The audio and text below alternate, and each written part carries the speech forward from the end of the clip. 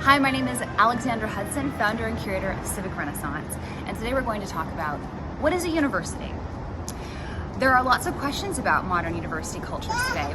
Rising costs, whether a university education is even relevant or important to living a fulfilling life. Student debt, the student debt crisis, and again, whether the time and resource investment in university education is even worthwhile anymore. It's a relevant question, especially here in the heart of Bologna, where the first university was founded. I'm standing in front of the Church of San Procolo, and this is where before there were institutions, this is where students and teachers would meet, and this is the beginning of the university culture.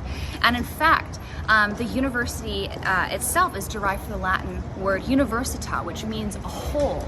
And our concept of the modern university derives from the concept of a community of scholars getting together and just pursuing the collective pursuit of truth. And it refers to a corporation and just a community more than anything else. It's worth noting that the original university was formed by students. It didn't have anything to do with classrooms or administrators or even a college campus or even a building. Again, teachers often taught out of their homes or in churches because they didn't have an institution to teach out of.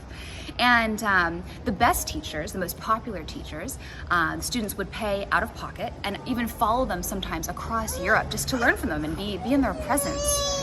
And the term scholar today, there were no professors, they were just teachers, and the word scholar originally meant student. Looking at the history of the university can provide us both caution and comfort.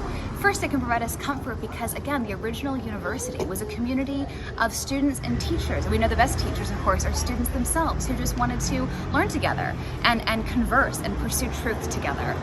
And that's an idea of a university we can reclaim today. And again, it was outside of institutions, outside of classrooms. And it was about students who paid out of their own pocket, teachers directly, and who were accountable for what they taught and what benefit they gained from their instruction.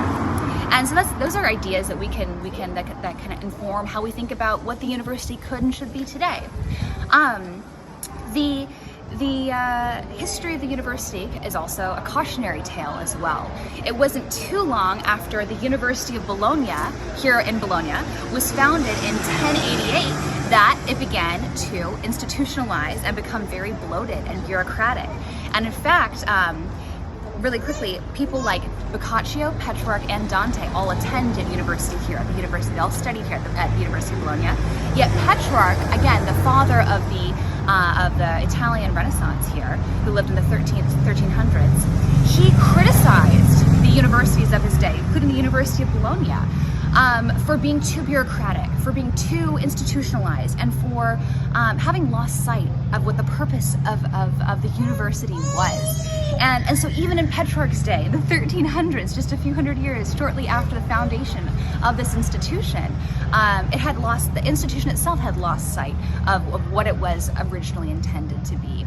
And so that's a cautionary tale to us as well, as we're thinking about what is the university, what has it been, and what can it once again be. Every so often, we need a reminder of what the university has been and maybe once again can be, to help us think more clearly about the role of a university in our own era.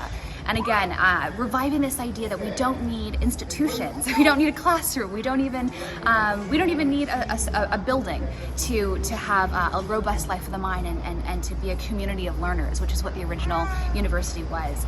That's an idea that the Civic Renaissance cares a lot about, and that I think can inform a lot of how we think about the role of the university today. Something that helps us pursue institutions that can help us pursue truth, cultivate our humanity at the fullest, which is what and help us grapple with the highest things, the most important questions of life. What does it mean to be human? What is the meaning of life? And what is the life well lived? These are the things that any person needs to ask and answer for themselves to be well educated. And if our modern institutions, modern universities are not doing that, then they're not doing their job. And so I hope that we can maybe recover that original mission of the university.